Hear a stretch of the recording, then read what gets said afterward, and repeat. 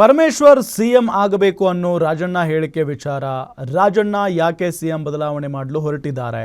ರಾಜಣ್ಣ ಹೇಳಿಕೆಗೆ DCM DK Shivakumar ಸಿಡಿಮಿಡಿಗೊಂಡಿದ್ದಾರೆ. CM ಬದಲಾವಣೆ ಆಗಬಾರದು ಅಂತ ಹೇಳಿದರೆ ಓಕೆ, ರಾಜಣ್ಣ ಹೇಳಿಕೆ ಅರ್ಥ ಸಿಎಂ ಕೆಳಗಿಳಿಬೇಕು ಅಂತನಾ? ನಾನು ಯಾವತ್ತಾದರೂ ಸಿಎಂ ಬದಲಾಗಬೇಕು ಅಂತ ಹೇಳಿದಿನ? ರಾಜಣ್ಣ ಯಾಕೆ ಸಿಎಂ ಬದಲಾವಣೆ ಮಾಡೋಕ್ಕೆ ಹೊರಟಿದ್ದಾರೋ ಗೊತ್ತಿಲ್ಲ. ರಾಜಣ್ಣ ಹೇಳಿಕೆ ಬಗ್ಗೆ ಡಿಸಿಎಂ ಡಿಕೆ ಶಿವಕುಮಾರ್ ಪ್ರತಿಕ್ರಿಯೆ ಕೊಟ್ಟಿದ್ದಾರೆ.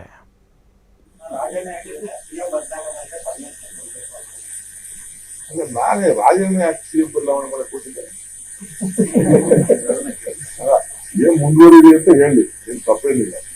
ಅಂದ್ರೆ ಪರಮೇಶ್ವರ್ ಮಾಡ್ಬೇಕು ಅಂದ್ರೆ ಸಿಎಂ ಹಿಡಿಬೇಕು ಅಂತ ನಾನ್ ಯಾವ ತರ ಸಿಎಂ ಬದಲಾವಣೆ ಆಗುತ್ತೆ ಅಂತ ಹೇಳಿಲ್ಲ. ನಾನೆಲ್ಲ ಹೇಳಿಲ್ಲ, ರಾಜಣ್ಣನೇ ಈಗ ಸಿಎಂ ಬದಲಾವಣೆ ಮಾಡ್ಕೊಟ್ಟಿದ್ದೆ.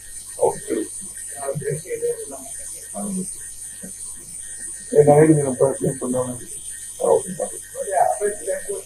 ಬೇರೆ ಇದೆ ಬೇರೆ ವಿಚಾರ.